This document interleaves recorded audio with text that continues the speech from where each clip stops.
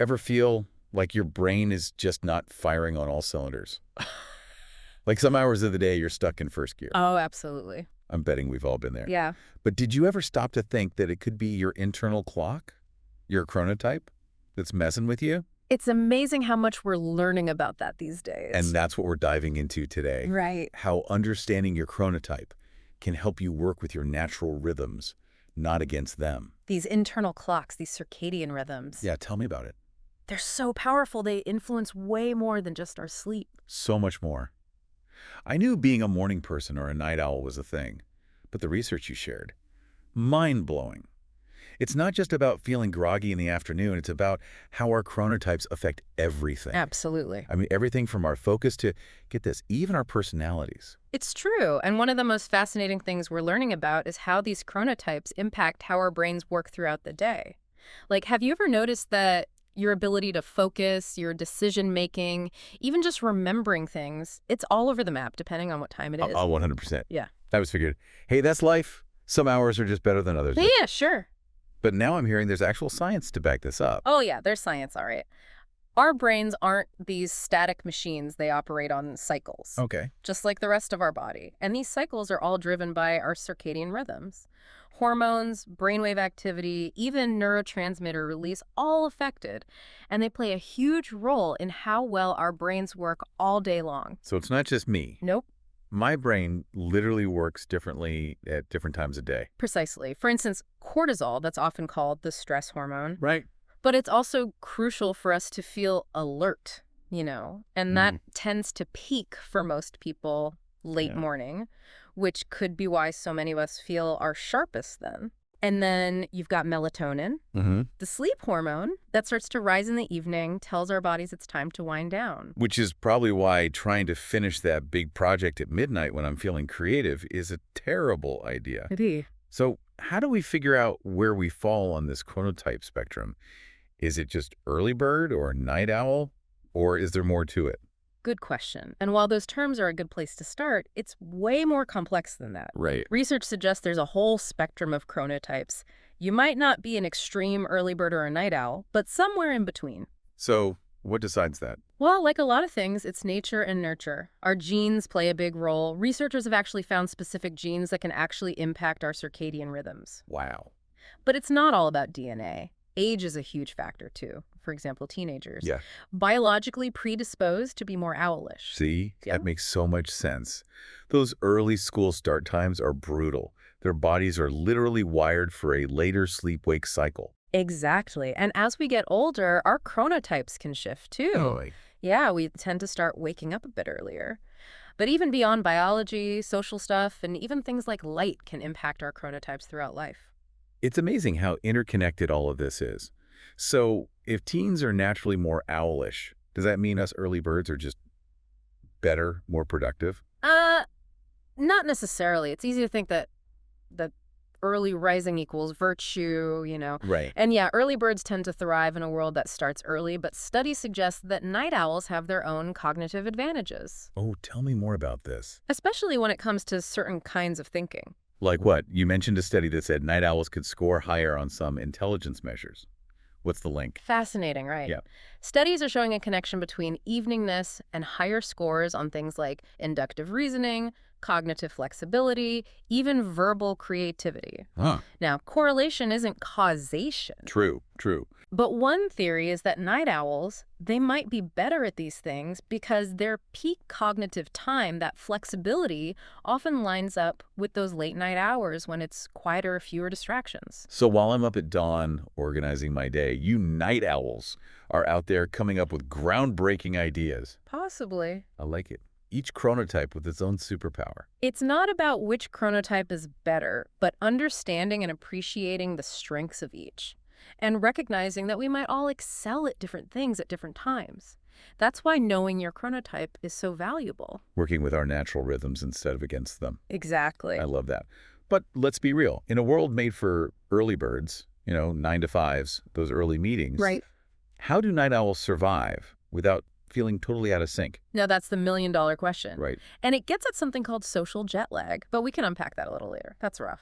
Sounds like a recipe for disaster. Right. Poor night owls. Yeah, but before we get to social jet lag, I have to ask, if we know our chronotype, if we know when we're at our best, can we actually use that to our advantage? Can we hack the system? 100%.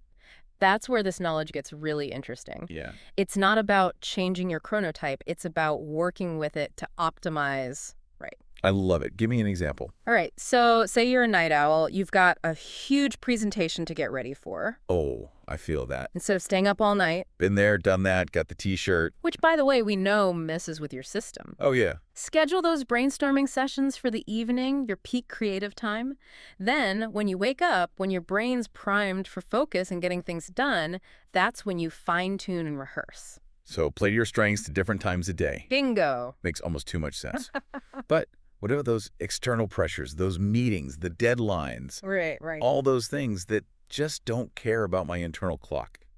You're hitting on a crucial point here. Yeah. And it all circles back to social jet lag, that feeling of being out of sync with the world's schedule. We've all been there, but for night owls, it's like a constant state of jet lag. Right. And that's got to have some serious consequences. I mean, what's going on in the brain and body when this happens? It's like this, imagine your body is this perfectly tuned orchestra. Okay. Every instrument, a different biological process, right? Hormones, metabolism, brainwaves. And when everything's in sync, beautiful music. The orchestra plays beautifully. Yeah. But when we mess with that sleep-wake cycle, it's like someone swapped the sheet music. Uh-oh. Now everything's out of whack, the instruments are clashing, and that disharmony, it can show up as fatigue or, even worse, serious long-term health problems. So it's more than just feeling a little tired. Way more than just feeling tired. This can get serious. We're talking about mood disorders, anxiety, depression, metabolic issues like weight gain, problems with insulin, heart problems, even a weakened immune system. And the research is pretty clear on this. Chronic social jet lag, especially for night owls, it's bad news. So we're actually putting them at risk for all these health issues just by not respecting their natural rhythms. It's a real problem. And it's why awareness is so important. It's not just on the individual. It's about creating systems and structures that support everyone. Right. Workplaces with flexible start times, schools that get how teenagers' sleep works, social events that cater to different chronotypes. Now you're talking. It's about recognizing that we don't all operate on the same clock. I'm already feeling less stressed just thinking about this. Right. But for all those night owls out there who can't control their schedules, what can they do right now to make things a bit easier? That's a great question, and even small changes can help. It's about focusing on what you can control, and a great place to start is light. Light exposure is key for regulating our internal clocks. Creating the right sleep environment can make a world of difference. Blackout curtains, those sleep masks, even one of those sunrise alarm clocks. You got it. And then, in the morning, get some bright light, even if it's artificial, to signal to your brain that it's go time. So even if you're working the night shift, you can trick your brain a little. Exactly. And don't underestimate the power of consistency. Even if your sleep schedule is flipped, keep it as consistent as possible, even on your days off.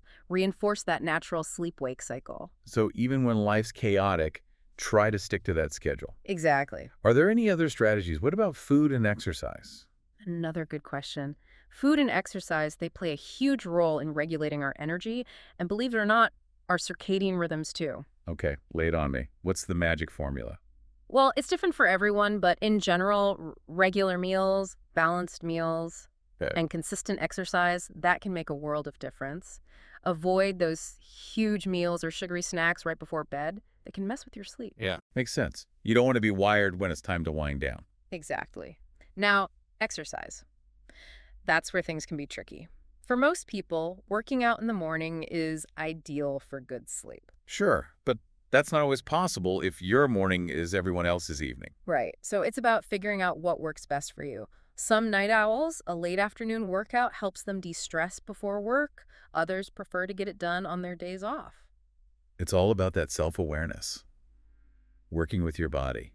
You mentioned earlier that Melinda French Gates is a big advocate for sleep. Yes, she is. What does she have to say about this?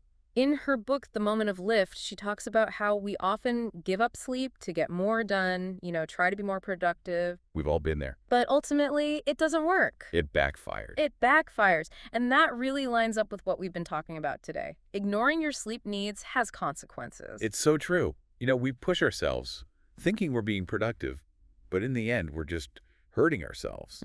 Exactly. And it's not just about productivity. It's about our health, our well-being, our relationships, Everything. everything. And it's interesting because when we talk about chronotypes, there are so many misconceptions out there. Oh, I bet. Like, what do you hear people saying that just drives you crazy? One of the big ones is this idea that your chronotype is a choice. Like it's something you can just change with willpower. You hear people say things like, oh, just be more disciplined, or those night owls, they just need to try harder. Right. Like, it's as easy as switching from coffee to tea in the morning. Exactly. It's like telling a fish to climb a tree. Our chronotypes are a part of who we are, shaped by our biology, our genes. It's not a personal failing. It's just how you're wired. Absolutely. We wouldn't judge someone for their height or their eye color. Right. And we shouldn't judge them for their chronotype either. So instead of trying to fit everyone into the same box, maybe we need a world with different shaped boxes. Now you're talking. Imagine workplaces that offer flexible start times, schools that work with teenagers' natural sleep patterns, social events that cater to different chronotypes. Now that's an appealing thought. It would be incredible. We'd all be less stressed, more productive, happier. It's like we're on the edge of a chronotype revolution, a whole new way of looking at time and how we live our lives. But before we get ahead of ourselves, let's bring it back to the here and now. What are the key takeaways you want our listeners to walk away with from this deep dive? I think the most important thing to remember is this. Your chronotype is real, and it matters. It's not just in our heads. It's not just in your head. It's biology, it's science, and it affects how you think, how you feel, how healthy you are. It's like this hidden superpower we've had all along and never even knew it. Exactly. And once you understand your own chronotype, it's like getting a set of instructions, You can start making choices that support your natural rhythms, optimize your day, your work, your relationships, everything. And for those who can't control every aspect of their schedules, for those stuck in a system that isn't quite there yet, don't give up. Right. There's so much you can do to work with your body, not against it. Exactly. It all comes back to those small changes, that self-awareness. Pay attention to light. Prioritize sleep. Think about when you eat and exercise. Even small tweaks can make a big difference. This has been an incredible conversation. I feel like we've just scratched the surface, though. We have, but that's the beauty of science, isn't it? Always more to learn. Always evolving, always new discoveries to be made. Well, on that note, I think we've given our listeners plenty to ponder. Maybe even a few good reasons to adjust those bedtimes. Or not, depending on your chronotype, of course. Touché. To all our listeners out there, embrace those inner larks and owls. And remember, working with your body, not against it, might just be the secret to a happier, healthier, and more productive you. Thanks for joining us on this deep dive, everyone.